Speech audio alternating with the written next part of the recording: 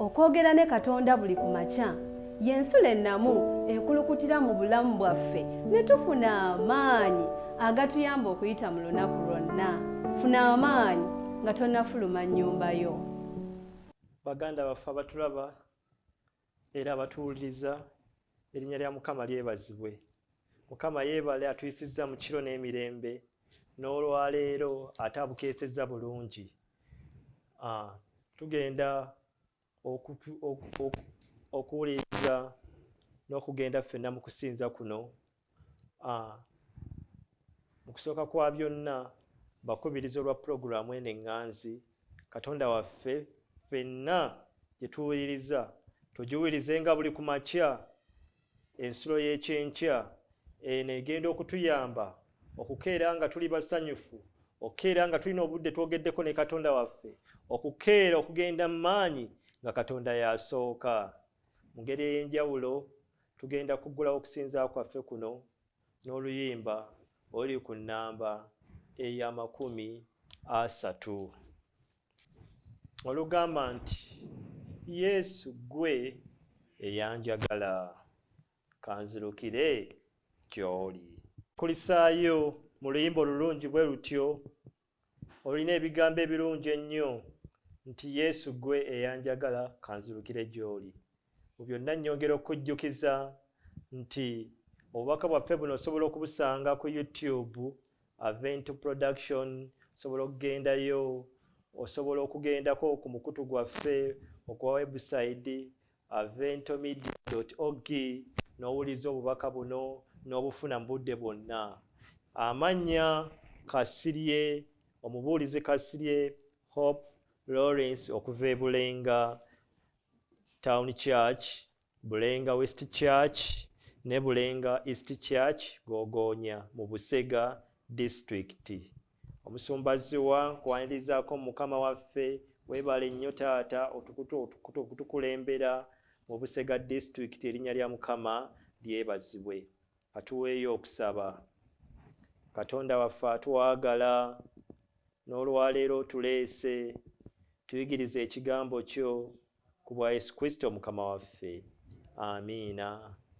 Olwaleero ennaku z'omwezi nga 28 omwezi ogw'omwenda omwaka guno 2024, ekyokuyiga kyaffe kiriko omutwe ogugamba nti tukyali Dakawo. Tukyali Dakawo.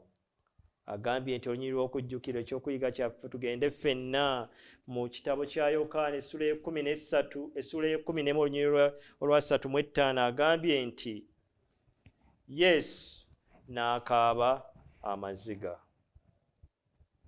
Nabadde nkwanaganya ebigambo bino ebyakasisimuka n'oluyimba lwaffe luno olimu ebigambo ebikulu nnyo. Agambye nti Yesu gwe yanjagala kanzirukire gy'oli. Amayengo g'ennaku nga gankubira ddala, nkweka mu mikono gyo, abannumba b'amaanyi, sirina magezi naye kkiriza omwoyo gwange. Tewali kiddukiro kyonna wabula mu mwoyo gwo. Tondeka nga nteetera, naatera kugwa bugwi.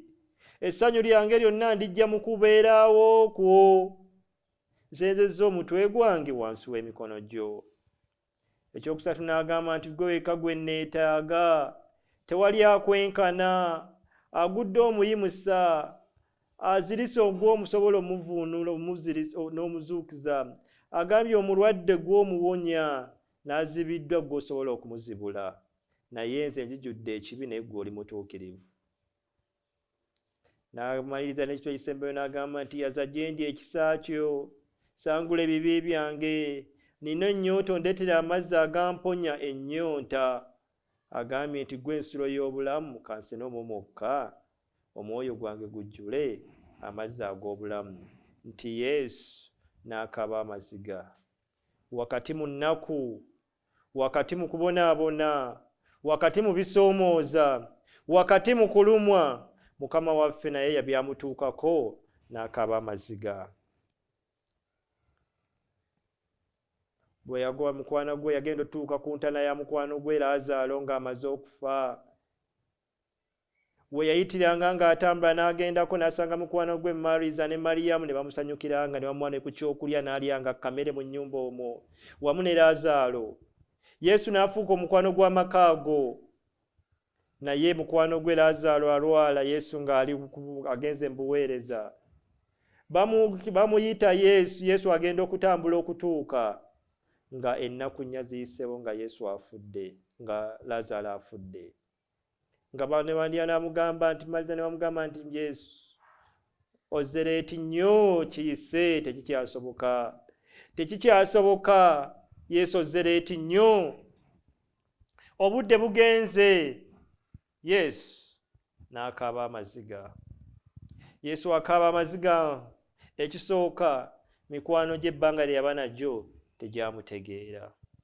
Yesu akaaba amaziga olw'ekibi ekyo ekyatuwa olw'ekibi ekyajja ne kireeta kufa.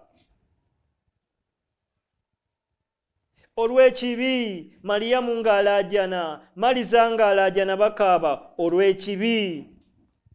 Kyenavudde ngamba oluyimba luno ne ndowooza kulimba nti Yesu gwe yanjagala kanzirukire gy'oli. Nkweka mu mikono gyo abannumba b'amaanyi. Nze sirina magezi ga kubalwanyisa ne ggwe oyinza. N'agamba tewali kiddukiro kyonna wabula ggwe nteeka wansi w'omukono gwe. Essanyu lyokka lye nnyinza okuba nalyo nze naawe, essanyu lye tuteeka okuba nalyo liri mu kubeera kwa Mukama waffe Yesu nga waali we tuyinza okubeera n'essanyu. Yazaze ndi ekisa kyo sangula ebibi byange, nina ennyonta ondeetera amazzi agamponya. Essanyu lyokka, ennyonta yokka eggwaawo nga tunywedde ku mazzi Yesu g'agaba ag'obuwa. Abooluganda, ennaku nga yazze kufiirwa nga yazze, Mariyamu akaaba olwa mukwano gwe, Mariza akaaba olwa mukwano gwe ate mwannyinaabwe omu Laazaalo. Bw'obanga tofiirwanga ku mukwano gwo gw'oyagala, ku mwana wo, ku maama wo, oyinza obutatwala kintu kino. Ne waliwo ennaku ennene ennyo eyinza okukuyingira ng'olaba oyawukanya ne gwe mubadde mwogera naye, ng'olaba kibi kibaawukanyizza. Ennaku eyo gy'owulira, amaziga g'owulira nga gwe mbadde yogera naye tokyamulaba nate, gwe mbadde yogera naye temukyasobola kwogera, gwe mbadde museka naye ng'ali awo naye nga talina kyawulira, nga kufa kuzze, ng'amagezi ge geerabiddwa, okutegeera kwe nga kwerabiddwa, nga byonna ebyo bikomye. Ekyo kye bayita ekibi. Yesu akaaba olw'ekibi ekyali kimwawudde. Ekibi Yesu ku musaalaba akaaba olw'ekibi ekyali kimwawudde ne Katonda we ne Kitaawe. Yesu akaaba olw'ekibi ekyali kitwawudde ne n'asalawo atufiirire. Tukyali ddakawo. Yesu n'akaaba amaziga. Agambye bwe twali tugenda mu lukuŋŋaana lwa General Conference olwaliwo mu Julaayi w'omwaka 1975 mu Vienna, Austria. Twakyalako mu kifo ekyasooka okuŋŋaanyisibwangamu abasibe nga kyazimbibwa eggye lya Nazi mu Dachau, okulinaana ne Munich mu bukiikaddyo bwa Bugirimaani. Okufaananako n'ekyali Auschwitz, naye nga ekyo kigaziko okusinga Dachau. Kyali kattiro abantu mwe battirwanga mu bukambwe obususse n'okuweebwanga ebibonerezo ebikakkali eri abo abaasibwanga olw'eddiini, abakungu, abayivu ne bannabyabufuzi okuva mu mwaka gwa 1933 okutuusa mu 1945 n'okuva mu 1939. Abayudaaya mu kiseera ekyo abantu abasoba mu mitwalo abiri ne bakwatibwa ne basibibwa mu kattiro ako, era akaateeberezebwa nti abantu abasoba mu mitwalo 4,500 be battibwa, era nga kw'ogassa abalala 10,000 abaafanga olw'embeera embi ennyo ez'obulamu.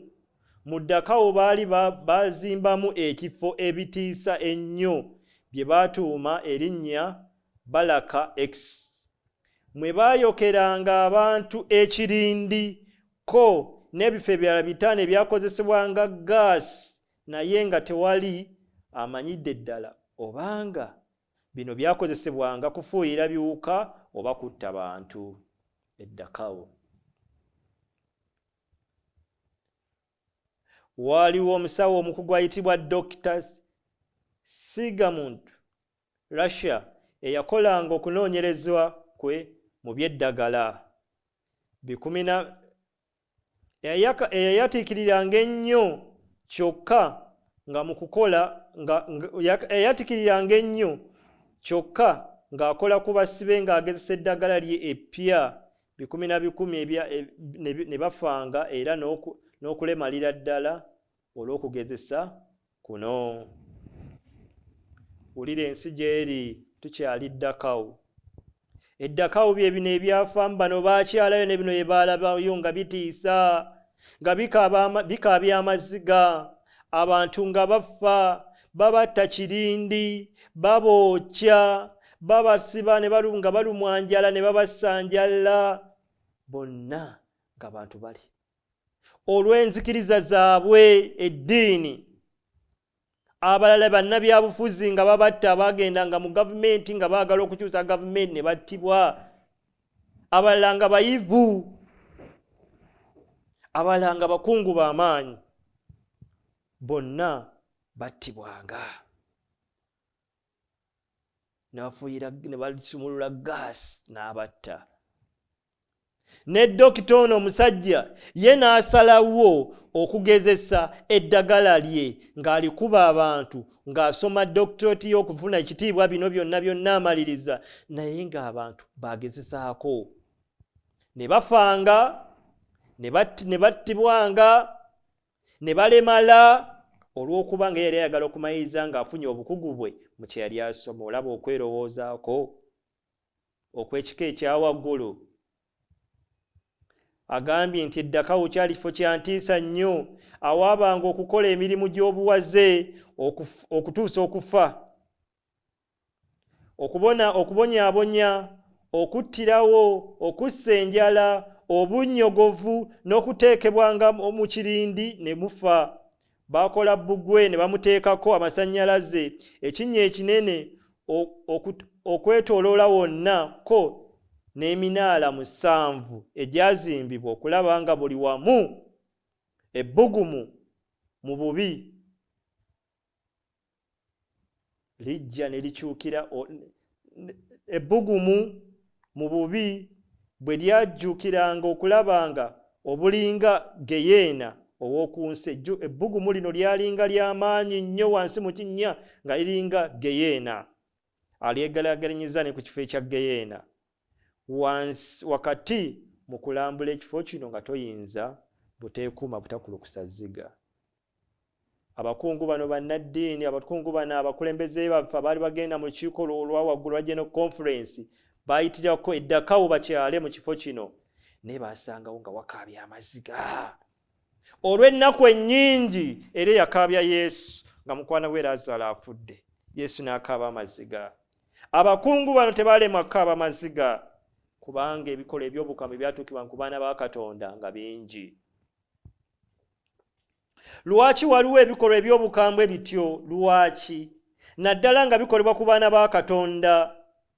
Katonda tawayiriza ndowooza ya muntu yenna kumusinza, wabula Setaani ekyo kye kyasinga okwagala, ng'awayiriza mu bukambwe kubanga oba tasobola kuboogereza mu bulungi, akozesa okutiisatiisa oba obuyinza bw'ekkanisa awamu n'obw'ensi ng'ayagala okutuukirizaamu kino, ng'akozesa okuwaliriza amateeka g'abantu okulwanyisa amateeka ga Katonda. Kino bw'osoma ekitabo kya The Great Controversy olupapula 591. Ennaku zino ekkanisa zivuddeyo nga zinyigiriza abantu.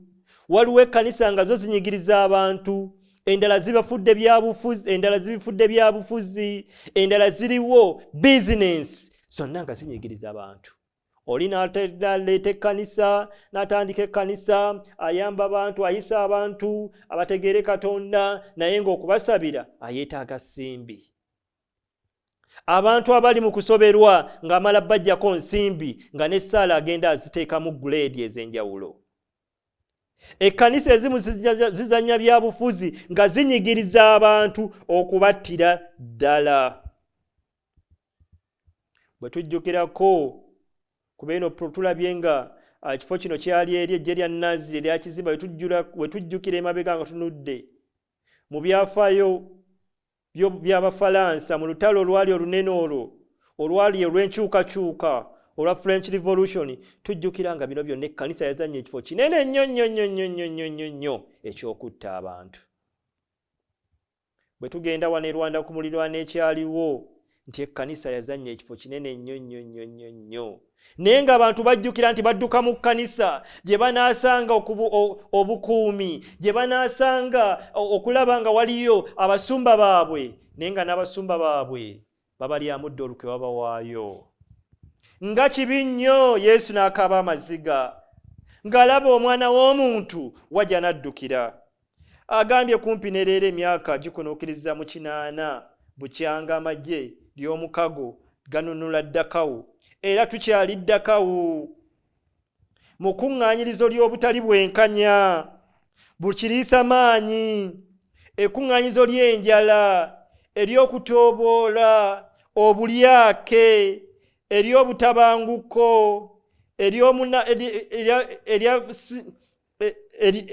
n'ery'obwannatagambwako nga n'ensi yaffe leero bw'eri. Abooluganda, nga tukyali Dakawu, nze naawe tukyali Dakawu. Oli ku kyalo kyo naye toli ku kyalo kyo. Oli mu kkanisa yo oli ku bunkenke, toli Dakawu, oli Dakawu. Mu maka gaffe tulinayo tutuuse nga tuli Dakawu. Omukyala muzibu nnyo, omwami muzibu nnyo, tolina mirembe, oli Dakawu. Tunaddukira wa? Kyenavudde njagala oluyimba luno nti Yesu gwe yanjagala kanzirukire gy'oli, amayengo g'ennaku gankubira ddala. Mu maka gange amayengo g'ennaku gankubira ddala. Bwe nziruka mugenda mu kkanisa gye nalifunidde emirembe, amayengo g'ennaku gankubira ddala. Ku kyalo gye mbeera amayengo g'ennaku gankubira ddala. Naye nkweka mu mikono gyo. Abannumba b'amaanyi, nze sirina magezi ga kubalwanyisa, ne ggwe oyinza. Kubanga tewali kiddukiro kyonna wabula gwe wekka. Essanyu lyange lyonna ndifuna era ndijja mu kubeerawo okwo. Katonda waffe nga tuli mu Dakawu, essanyu lyaffe tujja ddifuna mu kubeerawo okwo. Nga tuli mu Dakawu, obwekukomo bwaffe bwokka tujja bufuna mu kubeerawo okwo. Nga tuli e Dakawu, Katonda waffe okwagala kwaffe tujja kukusanga mu ggwe wekka. Nga tuli e Dakawu, gw'oyinza okutusangula amaziga. Nga tuli e Dakawu, gw'otuyinza okutuwa amazzi amalungi ne tunywa ne tuba balamu. Nga tuli e Dakawu, gw'oyinza okutubeera n'otubudaabuda. Omwagalwa, tetunnaba kukyusibwa nga bwe kigwanidde. Tukyafumiitiriza ku miwendo gino egy'ebyafaayo. Tukyafumiitiriza ku miwendo gino egy'obutafaayo obusaanye okuvumirirwa ennyo. Era nga giringa kino nti kiringa nti ng'etali bantu kutuusa ddi. Katonda yekka y'amanyi. Amawulire amalungi gali nti amangu nnyo Yesu alikomawo kututwala tubeere eyo naye mu maka gaffe amatuufu. Eyo wataliba kukaaba wadde obulumi. Muganda wange ampuliriza, muganda wange ndaba, ekiseera si kinene nnyo tugenda mu maka gaffe. Eteribeera kukaaba, eteribeera kulumwa nga tuli Mukama waffe emirembe n'emirembe. Muganda wange nga tukyali e Dakawu, amaaso gaffe tugatunulize Yesu. Nga tukyali e Dakawu tetugenda kufuna kumatizibwa. Nga tukyali e Dakawu tetugenda kufuna ssanyu lituukiridde. Nga tukyali e Dakawu amaaso gaffe tugatunulize Yesu alina essanyu erituukiridde. Kyeyava yagamba mu bigambo bino ebisembayo nga mmaliriza ebigambo ebiri mu ssuula ey'14 mu kitabo kya Yokaana. Agamba bw'ati nti omutima gwammwe tegweraliikiriranga, mukkirize Katonda era nange munzikirize. Mu nnyumba ya Kitange mulimu ebifo bingi eby'okubeeramu. Singa tekiri bwe kityo nandibagambye, kubanga ŋŋenda okubateekera ekifo, era obanga ŋŋenda okubateekerateekera ekifo, ndikomawo nate ne mbatwala gyendi, nze gyendi nammwe mubeere eyo. Katonda waffe agenda kukomawo atutwale gye yatuteekerateekera, eteri kukaaba, eteri maziga, eteri nnaku. Tubeere eyo mu maka gaffe nga tuli naye. Amaka gaffe amatuufu gali mu ggulu gye tugenda okubeera. Amaka gaffe amatuufu tulina okubeera ne Mukama waffe Yesu emirembe n'emirembe. Amaka gaffe amatuufu tegenda kuba kulumwa. Amaka gaffe amatuufu tegenda kuba kukaaba. Amaka gaffe amatuufu tegenda kuba nkwe. Amaka gaffe amatuufu tegenda kuba bulyake. Tugenda kuba ne Kristo nga tuli naye emirembe n'emirembe. Alisangula buli ziga mu maaso ga muntu. Tuyiraba ku bazadde baffe abaatuvaako be twagala ennyo. Abaana baffe be twatuvaako abatwagala ennyo tuddamu ne tubalaba baali bafiiridde mu Mukama waffe. Bakyala baffe, abaami baffe, mikwano, Sitaani atukoze bubi, atukaabiza amaziga.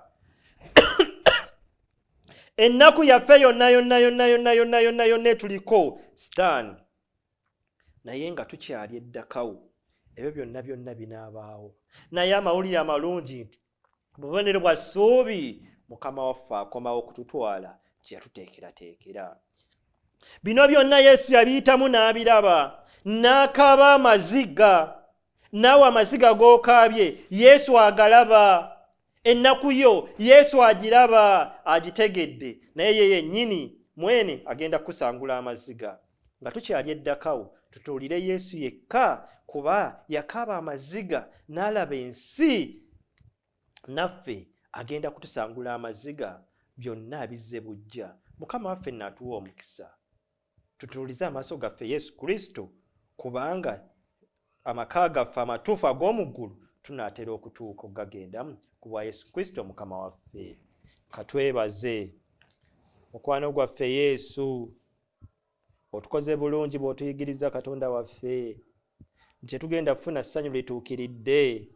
Tetugenda kufuna kumatizibwa nga tukyali wano mu nsi.